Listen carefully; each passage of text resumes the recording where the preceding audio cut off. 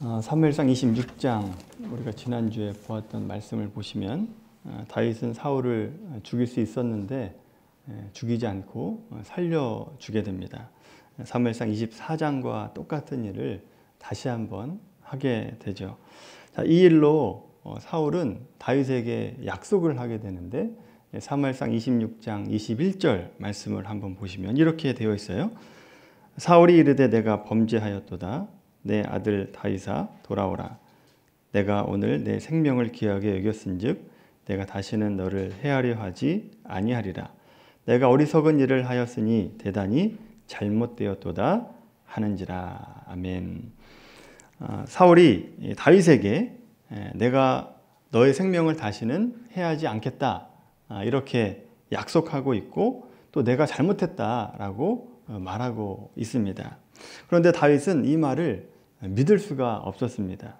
사울은 자기 왕권을 위해서 자기의 힘과 또 권력을 위해서 자기 모든 힘을 쏟고 있었기 때문에 그렇습니다. 또 거기다가 때때로 악한 영이 내려오면 사울의 욕심을 자극하게 되고 또 사울이 어떤 짓을 할지 모르기 때문에 사울의 약속을 믿을 수가 없게 되죠. 그리고 성경에는 자세히 나와 있지 않습니다만 이런 왕들 주위에는 언제나 간신들이 있게 마련이죠. 그래서 사울이 다윗을 죽이려고 한다라고 하는 것을 간신들이 알고 계속해서 자극했을 겁니다. 어떻게 하면 다윗을 죽일 수 있을 것인가 얘기하고 종용하고 죽이도록 그렇게 말하는 간신들이 언제나 있기 마련이죠. 그러니 26장 21절에 사울의 말을 믿을 수 없게 되고 또 계속해서 도망자 신세를 가지고 살아가야 됐던 겁니다. 자, 이렇게 도망자로 살아가면서 600명의 군사들 그리고 그에 딸린 식구들까지 하면 약 2,000명 정도 되는 사람들을 먹이고 입히고 재우고 하는 것은 굉장히 힘든 일이었을 겁니다. 자, 이런 중압감 때문에 그런 것인지 모르지만 오늘 본문의 말씀 보시면 다윗이 다윗답지 않은 행동을 하고 있는 것을 보게 되죠. 자, 사울을 피해서 또다시 블레셋 땅으로 들어가고 있습니다. 왜 다윗이 또다시 이런 일을 해가고 있는가? 사무엘상 21장에 우리가 이미 보았습니다만 다윗이 블레셋 땅으로 피신한 적이 이미 있었죠. 그때 어떤 일이 있었느냐? 사울을 피해서 놉이라고 하는 제사장 마을에 가서 자기에게 먹을 것을 달라라고 해서 진설병을 얻고 또 골리앗의 칼을 얻은 다음에 블레셋 땅 가드로 도망을 하게 됩니다. 자, 그런데 이 가드 왕의 부하들이 다윗을 알아보게 되죠. 저 다윗이라고 하는 사람은 우리 가드 땅의 장군이었던 골리앗을 죽였던 사람입니다. 저를 받아주면 안 되고 죽여야 됩니다. 라고 얘기하는 것을 들으니까 다윗이 어떻게 했습니까? 미친 척을 하게 되죠. 침을 수염에 흘리고 문짝을 극적거리면서 미친 척하면서 간신히 살아남았던 경험이 있습니다. 이런 경험이 있는데 오늘 본문에서 또다시 블레셋 땅으로 들어가고 있는 것을 보게 되죠. 왜 다윗이 이런 실수를 하고 있는가? 왜 이런 실수를 하고 있느냐? 1절의 말씀에 그 답을 찾을 수 있습니다. 오늘 본문 1절 말씀 다 같이 읽겠습니다.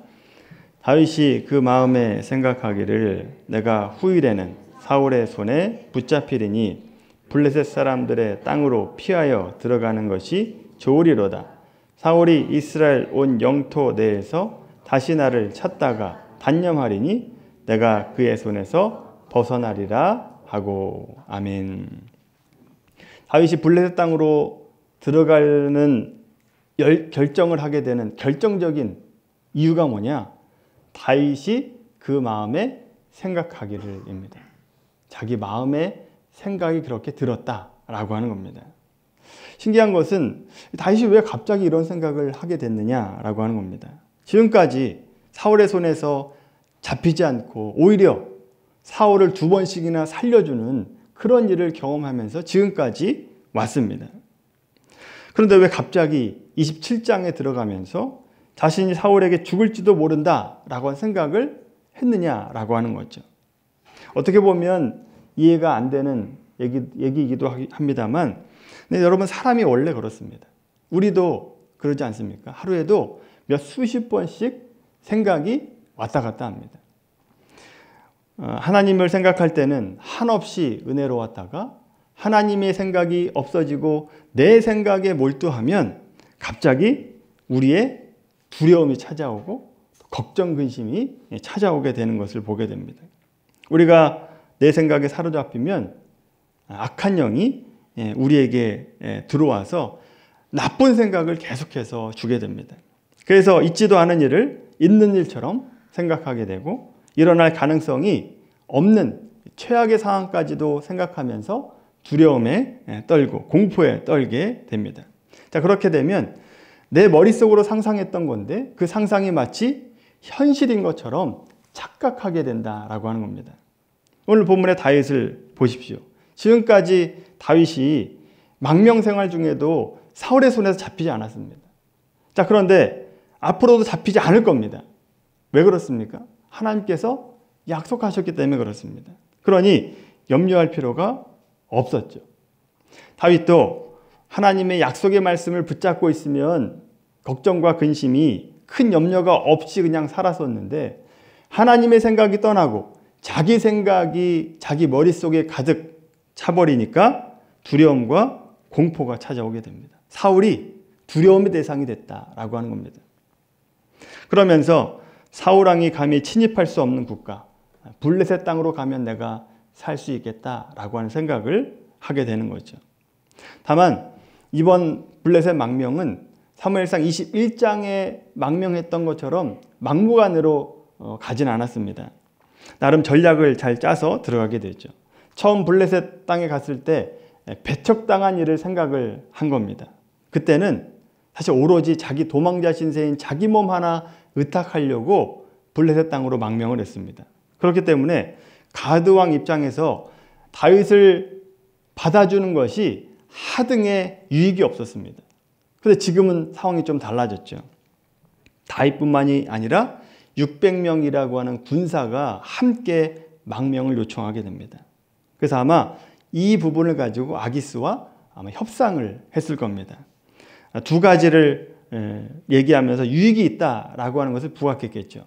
첫 번째, 다윗이라고 하는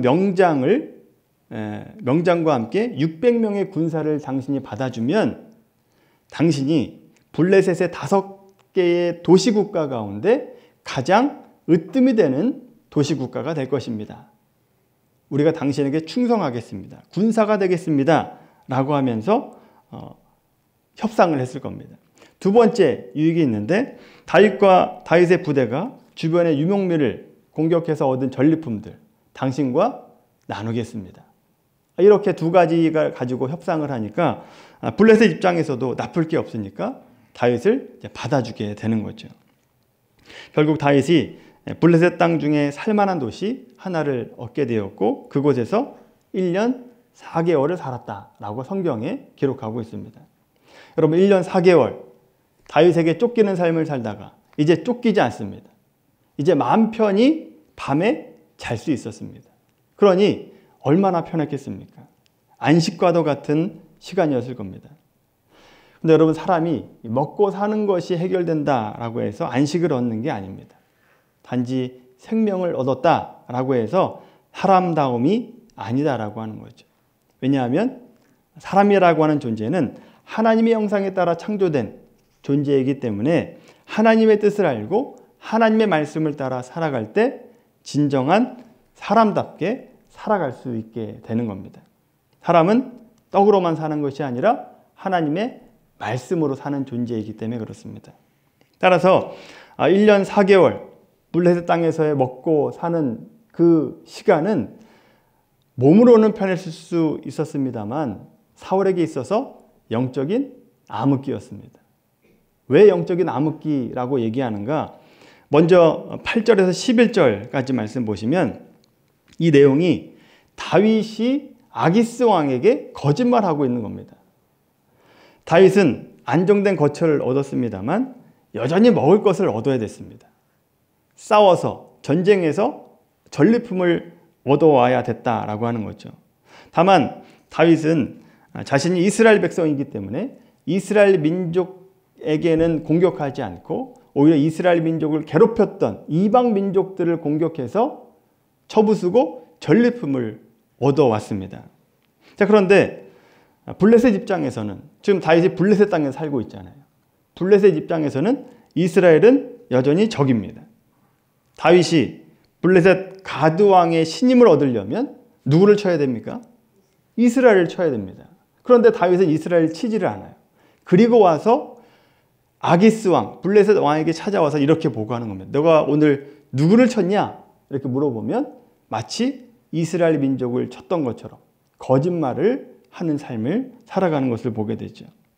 이렇게 다윗은 항상 블레셋 왕의 신임을 얻기 위해서 또 눈밖에 나지 않으려고 사소한 거짓말부터 여러 가지 거짓말을 할 수밖에 없는 삶을 살아가게 되는 거죠. 뭐 어쩔 수 없는 거짓말 아닙니까? 라고 말할 수 있습니다만 이러한 거짓말은 하나님을 떠나서 자기 마음대로 살았기 때문에 나오는 것이다 라고 하는 거죠.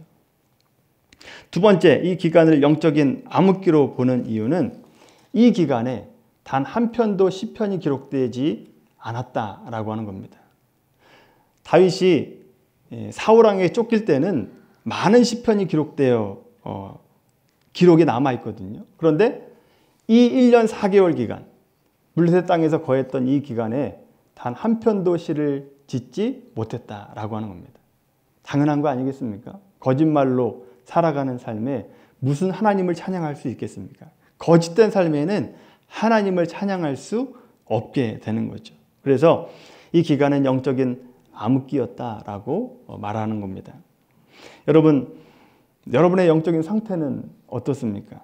다윗이 1년 4개월 정도의 영적인 암흑기를 보냈던 것처럼 여러분들 가운데도 지금은 몸 편하지만 영적으로 암흑기를 보내고 계신 분 혹시 없으십니까? 영적인 암흑기는 내 생각에 몰두할 때 찾아오게 되는 것입니다. 자기 생각에 빠지면 오지도 않을 현실을 가지고 올 것이다 라고 상상을 하고 걱정과 근심을 하게 되죠. 또 실제로 어려움을 겪을 수 있습니다. 어려움 속에 있을 수 있어요. 그런데 그 어려움을 해결책을 스스로 무엇을 해보려고 가지 말아야 될 곳을 가게 되고 하지 말아야 될 말과 행동을 하게 될 때 영적인 암흑기가 찾아오게 되는 거죠. 신앙에서 양보하지 말아야 될 것을 양보하면서 살아갈 때 우리는 아주 깊은 수렁에 빠지게 되는 겁니다. 그러면서 우리가 하나님께 말할 때는 하나님, 내가 어쩔 수 없이 이렇게 하는 것 아시지 않습니까? 라고 핑계를 대지만 그것은 핑계가 될 수 없게 되는 거죠. 여러분, 힘들고 어려울 때 내 생각에 집중하지 마시고 하나님께 집중하게 되기를 바랍니다. 우리 안을 자꾸 파고 들어가 봐야 선한 게 나오지 않아요. 우리 안에는 선한 게 없다라고 하는 겁니다. 그렇다면 이것을 어떻게 해결할 수 있을까? 다윗이 오늘 27장에 실수를 하지 않았던 앞의 말씀과 뒤의 말씀, 이 다윗이 어떻게 문제를 해결해 나갔는가라고 하는 것을 찾아보면 우리 영적인 암흑기를 해결할 수 있는 방법을 찾을 수 있습니다. 여러분, 다윗은 선택이로 했을 때 오늘과 같은 실수를 안 할 때가 많았습니다. 선택이로 했을 때는 어떻게 했느냐? 습관적으로 하나님을 의지했던 사람입니다. 그때마다 흥미로운 도구를 사용했는데 그것이 바로 에봇이라고 하는 겁니다. 에봇. 이 에봇이 뭐냐 하면 사울을 피해서 처음 도피를 할 때 얻게 되는 물건 중에 하나입니다. 여러분, 아까 말씀드렸죠? 다윗이 사울을 피해서 놉이라고 하는 제사장 마을에 가서 진설병을 얻고 골리앗의 칼을 얻었습니다. 그리고 블레셋 땅으로 다윗은 도망가고 그 소식을 사울이 듣습니다. 놉의 제사장들이 다윗을 도왔다라고 한 얘기를 듣고 거기 있는 마을의 제사장들을 모조리 잡아서 죽이게 됩니다. 그때 한 사람이 살아남게 되는데 아비아달 제사장이 살아남습니다. 아비아달은 그 길로 다윗에게 도망을 칩니다. 그리고 그렇게 갈 때 에봇 이라고 하는 것을 가지고 다윗에게 찾아가게 되죠. 자, 그 이후에 이 사무엘상 23장 말씀 한번 찾아보십시오. 사무엘상 23장 말씀. 사무엘상 23장 6절에서 13절까지 말씀입니다. 23장 6절에서 13절까지 같이 읽겠습니다. 시작. 아히멜렉의 아들 아비아달이 그일라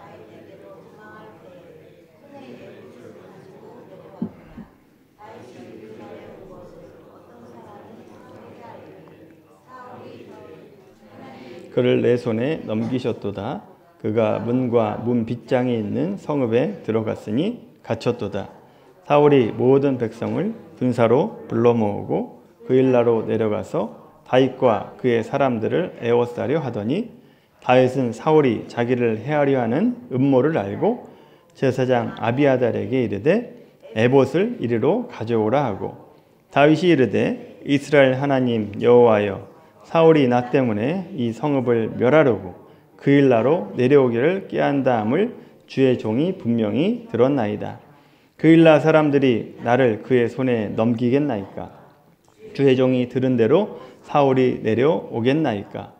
이스라엘의 하나님 여호와여 원하건대 주의 종에게 일러 주옵소서 하니 여호와께서 이르시되 그가 내려오리라 하신지라. 다윗이 이르되 그일라 사람들이 나와 내 사람들을 사울의 손에 넘기겠나이까 하니 여호와께서 이르시되 그들이 너를 넘기리라 하신지라. 다윗과 그의 사람 600명 가량이 일어나 그일라를 떠나서 갈 수 있는 곳으로 갔더니 다윗이 그일라에서 피한 것을 어떤 사람이 사울에게 말하매 사울이 가기를 그치니라. 아멘. 여러분, 이 말씀은 다윗이 그일라 사람들을 블레셋 사람들의 손에서 건져낸 다음에 있었던 일입니다. 다윗이 그일라에 있다라고 하는 얘기를 사울이 듣고 사울이 군대를 모집해서 그일라로 오려고 하던 참입니다. 그때 다윗이 에봇을 가져와라 라고 말하고 있죠. 그리고 하나님께 간구하고 응답을 받게 됩니다. 그리고 그일라 사람들의 배신에 섭섭한 마음이 있었습니다만 그일라를 떠나게 되죠. 뭐를 가지고 왔다고요? 에봇을 가지고 와서 하나님께 묻고 그 말씀대로 순종했다라고 하는 겁니다. 오늘 사건 이후의 말씀에도 에봇이 등장하게 되는데 30장 말씀입니다. 사무엘상 30장 7절 8절입니다. 사무엘상 30장 7절부터 8절까지 말씀입니다.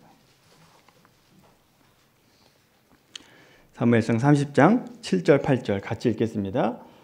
다윗이 아히멜렉의 아들 제사장 아히아달에게 이르되 원하건대 에봇을 내게로 가져오라. 아비아달이 에봇을 다윗에게로 가져가매 다윗이 여호와께 묻자와 이르되 내가 이 군대를 추격하면 따라잡겠나이까 하니 여호와께서 그에게 대답하시되 그를 쫓아가라. 내가 반드시 따라잡고 도로 찾으리라. 아멘. 이 30장 말씀은 블레셋 가드 왕의 요구로 어쩔 수 없이 다윗이 전쟁에 참여하게 되고 원정을 떠나서 그 마을, 다윗이 살았던 마을에서 병사들이 다 떠나게 됩니다. 근데 그 잠깐 그 비운 사이에 아말렉 사람들이 쳐들어와 가지고 그 마을을 다 불태우고 가족들을 다 잡아가게 됩니다. 자, 이 급박한 위기 가운데 다윗은 다시 한번 에봇을 가지고 와라 라고 명령하고 하나님께 묻고 그 말씀대로 순종하고 있는 다윗의 모습을 보게 되죠. 여러분, 이 에봇이 무엇이냐 하면 다윗이 썼던 이 에봇, 출애굽 당시 이스라엘 백성들 때의 기원이 시작이 됩니다. 모세가 대제사장 아론에게 예복을 하나 마련해 주죠. 그때 이 예복이 이제 제사할 때 드리는 예복입니다. 자, 이 예복 흉패에는요 보석이 달려 있습니다. 두 가지의 보석이 달려 있는데 우림과 둠밈이라고 하는 보석이 박혀 있었다라고 하는 거죠. 이 우림과 둠밈이 정확한 무슨 뜻인지 아직까지도 정확히 알려지지 않았습니다만 빛과 완전이다 라고 한 뜻이다 라고 이제 대부분 학자들이 그렇게 얘기합니다. 자, 특별히 이 우림과 둠밈이 하나님이 거룩한 뜻을 알려주는데 용도로 이제 사용이 되는데 어떻게 그 뜻을 알려주었는가? 그 방법도 사실 제대로 알려지지 않았습니다. 세 가지 설이 있습니다. 첫 번째는 하나님이 허락하실 때 이 우림과 둠밈이 빛이 났다라고 하는 설이 있고, 두 번째는 이 우림과 둠밈 안에 어떤 문자들이 있어서 문자들의 조합을 보면서 하나님의 뜻을 알았다라고 하는 두 번째 설이 있고, 세 번째는요, 두 가지를 놓고 제비를 뽑아서 어떤 것이 뽑히느냐에 따라서 하나님의 뜻이 예스냐 노냐로 결정을 했다라고 한 얘기가 있습니다. 그 방법이 무엇이든지 간에 다윗은 중요한 일이 있을 때 뭘 의지했다고요? 에봇을 가져와서 하나님께 물었다라고 하는 겁니다. 그 뜻을 묻고 그 뜻대로 행할 때 결과는 언제나 은혜로운 결과를 얻게 됐다라고 하는 거죠. 여러분, 이러한 인도하심은 다윗에게만 있는 것이 아니라 오늘날 살아가는 그리스도인들에게도 하나님은 이렇게 인도하십니다. 하나님은 한결같은 분이기 때문에 하나님의 백성들의 앞길을 인도해 주시겠다라고 한 약속은 여전히 저와 여러분에게도 똑같이 유효하다라고 하는 거죠. 하나님께 여쭤보면 하나님은 대답하십니다. 하나님께 부르짖으면 응답하신다라고 하는 거죠. 응답하신다는데 어떻게 됩니까? 당연히 하나님께 여쭤봐야죠. 응답하신다는데 여쭤봐야죠. 근데 여러분 가운데 아니 목사님 저한테는 에봇이 없는데요? 라고 질문하는 분들이 있을 겁니다. 그런데 우리는요, 에봇보다도 더 명확하게 하나님의 뜻을 알려주는 성경을 가지고 있습니다. 여러분 가지고 있는 성경이 에봇보다 더 훨씬 더 정확한 하나님의 뜻이 들어가 있다라고 하는 거죠. 히브리서 4장 12절 말씀 보시면 하나님의 말씀은 살아있다라고 얘기하죠. 하나님의 말씀은 살아있고 좌우의 날선 어떤 검보다도 예리하다라고 얘기합니다. 그래서 혼과 영과 및 관절과 골수를 찔러 쪼개기까지 하며 우리의 마음과 생각을 감찰하신다라고 얘기합니다. 성경 말씀은 생명력이 있다라고 얘기합니다. 성경을 어디를 피든 간에 성경에는 그리스도의 심장이 뛰고 있습니다. 그리고 그 심장에서 뿜어나오는 그 보혈이 곳곳에 흐르고 있다라고 하는 거죠. 근육들이 움직입니다. 살아있다라고 하는 겁니다. 따라서 여러분, 우리가 어디로 가야 될지 어떻게 행할지 모를 때 성경을 펴기를 바랍니다. 성경을 드시기를 바랍니다. 그리고 사무엘상 3장 10절에서 사무엘이 고백했던 것처럼 주여 내가 듣겠나이다. 겸손히 엎드리시길 바랍니다. 마음을 열고 귀를 활짝 열어서 말씀을 들으십시오. 그러면 하나님께서 응답하십니다. 여러분 중에 만약에 말씀을 보지 않고 읽지 않고 가까이 하고 있지 않다라고 한다면 말씀의 능력을 믿지 못함이기 때문일 겁니다. 말씀의 능력을 경험해 보지 못해서일 겁니다. 여러분, 하나님의 말씀은 살아있습니다. 여전히 살아있고 여전히 유효합니다. 따라서 여러분 위기 가운데 어떻게 해야 될지 모를 때 하나님 말씀을 들어 읽으시기를 바랍니다. 예를 한번 들어볼까요? 여러분, 우리 인생 가운데 마치 이 세상에 나 혼자 사는 것 같은 외로움이 찾아올 때가 있습니다. 절망 속에서, 어둠 속에서 한없이 깊은 수렁에 빠져들어갈 때가 있다라고 하는 거죠. 그때 신명기 31장 6절의 말씀을 읽으십시오. 여러분, 그 말씀이 여러분 주보 속지에 악보 하단에 기록되어 있습니다. 한번 성경에서 주보를 한번 펴보십시오. 주보 안에 악보 아래쪽에 제가 말씀을 적어 놓았습니다. 신명기 31장 6절 말씀 같이 읽겠습니다. 시작. 너희는 강하고 담대하라. 두려워하지 말라. 그들 앞에서 떨지 말라. 이는 내 하나님 여호와 그가 너와 함께 하시겠으며 결코 너를 떠나지 아니하시며 버리지 아니하실 것임이라 하고. 아멘. 여러분, 이 말씀을 깊이 묵상할 때 이 말씀으로 우리가 위로를 받게 됩니다. 내가 혼자가 아니구나 라고 하는 것을 깨닫게 된다라고 하는 거죠. 걱정과 근심으로 우리 안에 평안이 사라졌을 때 빌립보서 4장 6절의 말씀을 읽어보십시오. 같이 읽겠습니다. 시작.